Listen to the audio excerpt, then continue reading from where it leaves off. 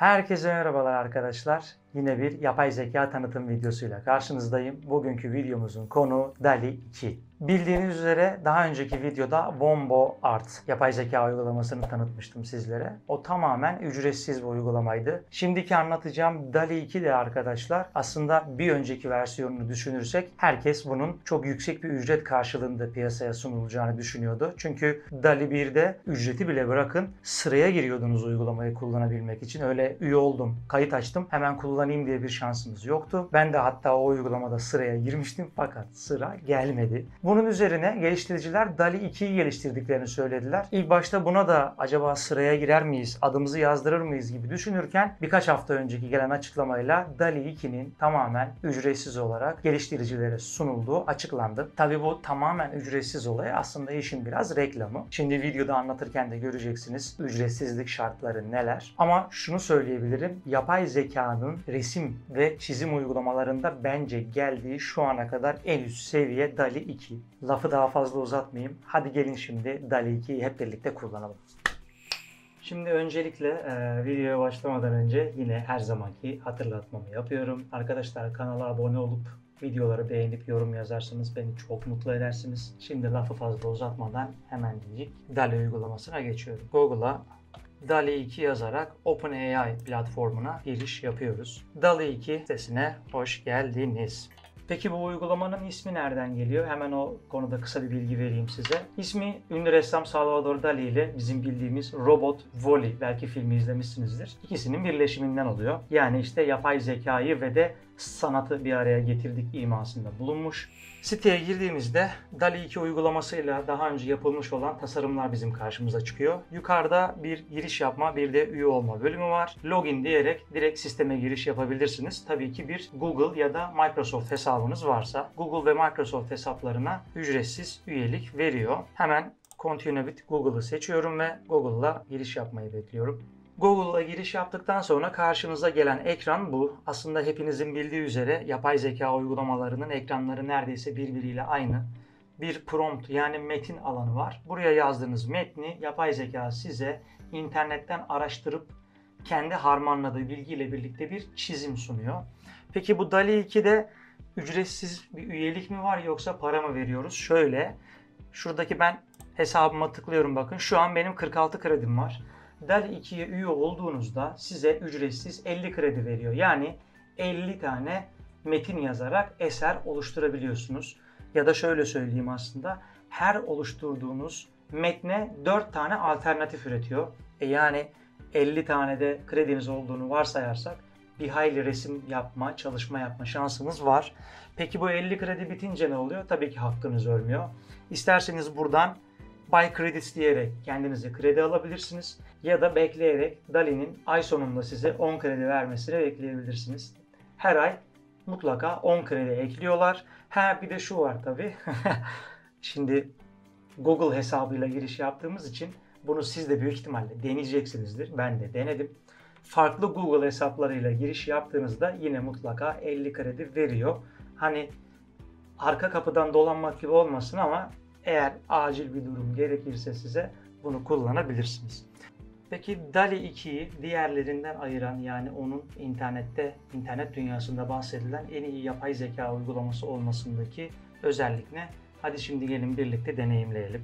İlk yazacağım cümle işte İstanbul'da Galata Kulesi'ni izleyen yalnız bir adam. Bu arada mümkün mertebe İngilizce metinler yazarsanız daha iyi sonuçlar elde ediyorsunuz. Türkçe'de birazcık sıkıntı çıkabiliyor. Ve Generate'e basıp DALL-E'nin bana İstanbul'da Galata Kulesi'ni izleyen yalnız bir adam adlı çalışmamı oluşturmasını bekliyorum. Şu an bana 4 tane alternatif sundu. İşte bakın, DALL-E 2'yi diğer yapay zeka uygulamalarından ayıran en büyük özellik bu. Şu resimlere bakacak olursanız arkadaşlar, bunlar resim değil, aslında birer fotoğraf kalitesinde. Yani siz herhangi bir çalışma için bir resme, bir fotoğrafa ihtiyaç duyduğunuzda bunu çekmek yerine kendiniz yazarak da oluşturabiliyorsunuz. Bence bu çok eşsiz bir özellik. Bakın, resimlerin diğerlerine de bakacak olursak, resimler gerçekten birkaçında bazı kusurlar var ama mesela şu bildiğiniz bir fotoğraf kalitesinde. Çizdiği tasarımlar, eklediği insanlar gerçekten mükemmel. DALL-E 2'yi diğerlerinden ayıran birinci özellik bu. gerçekten yazdığınız metinlere eğer siz spesifik şeyler belirtmezseniz gerçeğe yakın fotoğraflar elde ettiriyor size. Peki bunu illüstrasyon olarak nasıl elde edeceğiz? Çok basit. Çizime çevirmek istiyorsanız cümlenin sonuna illüstrasyon eklemeniz yeterli. Bakalım şimdi nasıl bir yalnız adam çizecek bize? Bence bunlar da çok güzel. Eğer ki bir vektör resim kullanmak istiyorsanız yaptığınız tasarımlarda bu resimler işinizi fazlasıyla görecektir. Galata Kulesi'ni izleyen yalnız bir adam. Bakın yaptığı resimlerde dikkat ederseniz zamanlamaya da çok güzel örnekler vermiş. Birisi gece, birisi akşam, birisi sanırım gündüz vakti, biri de gün doğarken yapılmış çalışmalar. Birkaç deneme daha yapalım. Mesela İstanbul'un 2100 yılında nasıl görüneceğini merak ediyorsanız bir yazalım bakalım. Yapay zeka İstanbul'u 2100 yılında nasıl görecek? Birazcık fütüristik olmuş ama yapay zekaya göre İstanbul 2100 yılında bunlardan birinde gözükecekmiş. Peki bunu biraz daha gerçeğe döndürebilir miyiz? Şu an çok illüstrasyon gibi. Sonuna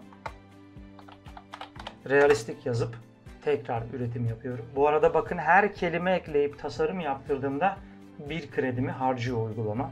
Evet, İstanbul'un 2100 yılında görünmesini beklediği şekillerden biri de bu yapay zekanın. Bu arada şu da ilginç bir çalışma olmuş. Bakın İstanbul'daki camiler ve tarihi yerler hala duruyor. Yanına böyle değişik ikonik binalar eklemiş. Şimdi DALL-E 2'nin resim yapmadaki kabiliyetlerini gördük. Bu gerçekten üst düzey performans. Fakat DALL-E 2'yi diğer yapay zeka uygulamalarından ayıran bir özellik daha var. O da herhangi bir sizin elinizde olan resmin üzerinde değişiklik yaptırabilmeniz. Bu gerçekten Photoshop'u bile kıskandıracak bir özellik diyebilirim. Hadi gelin şimdi ona bakalım. Şurada Upload an Image'e basarak bilgisayarımızdan herhangi bir resmi yüklüyoruz. Ben şu çay bardağı resmini kullanacağım.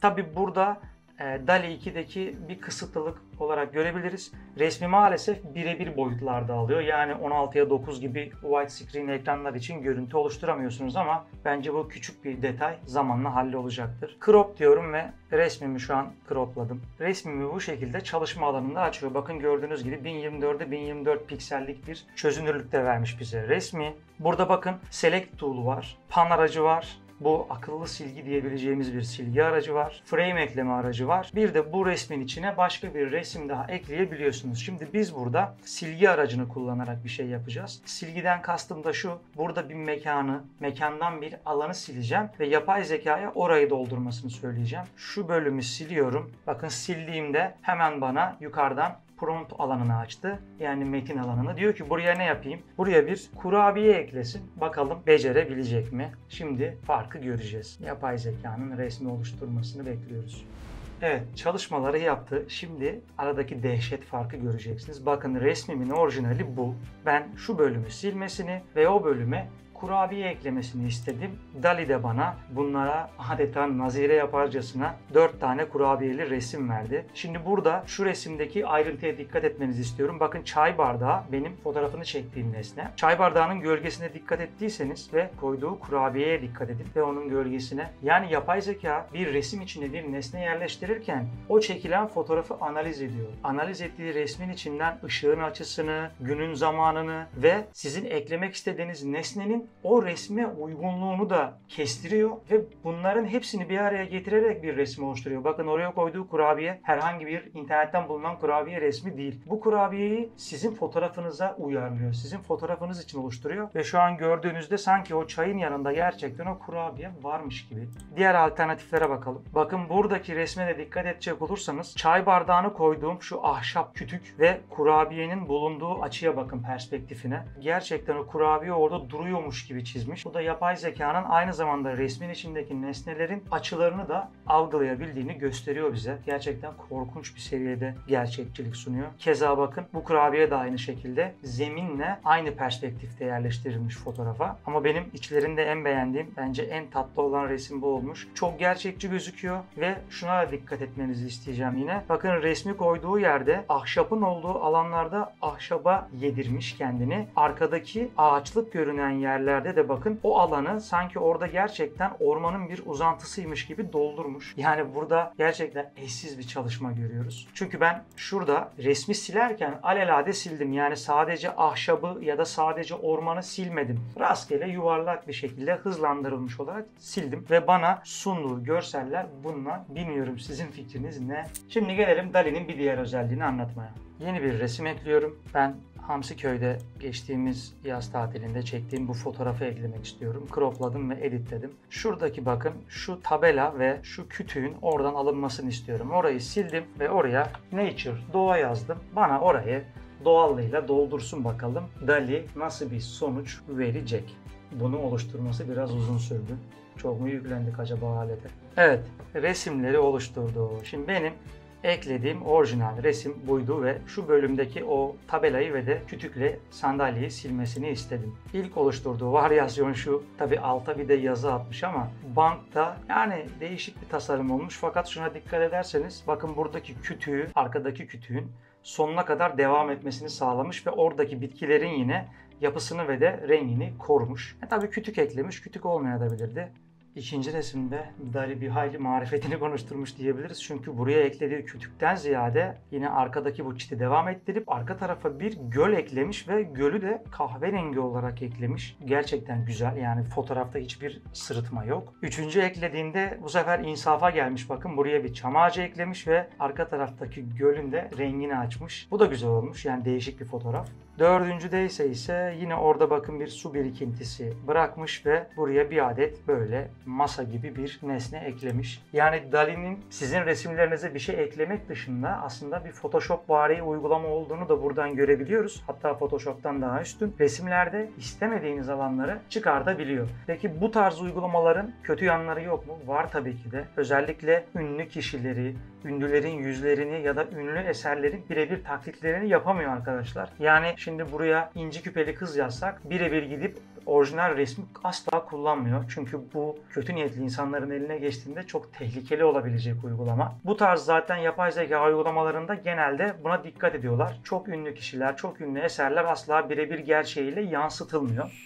Videonun sonuna geldiğimizde sözün özünden bahsedecek olursak DALL-E 2 arkadaşlar tamamen kullanıcılar için ücretsiz. Tek yapmanız gereken bir Google veya Microsoft hesabına sahip olmanız. Size bu işin ucunda 50 kredi veriyor. DALL-E 2'nin diğerlerinden farklarını gördünüz. Gerçekçi resim yapmada, fotoğraf kalitesi vermede ve çektiğiniz herhangi bir resmin içine nesne ekleme veya çıkarma yapmada gerçekten çok başarılı. Bence bu fotoğrafçılık yapanların, fotoğraf sanatıyla uğraşanların ya da onun dışında grafik tasarımla uğraşan kişilerin işlerini çok kolaylaştıracak türden. Hatta şuna da değinebiliriz. Sıfırdan eserler oluşturduğunuz için aslında ileride telif hakkı kavramının da bir hayli kafa karıştırıcı olma ihtimali yüksek. Çünkü size tasarladığı her ürün eşsiz. Bunun telif durumu ne olacak? Onu da ilerleyen zamanda göreceğiz. Şimdilik anlatacaklarım bu kadar. Bir sonraki videoda görüşmek üzere. Hoşça kalın.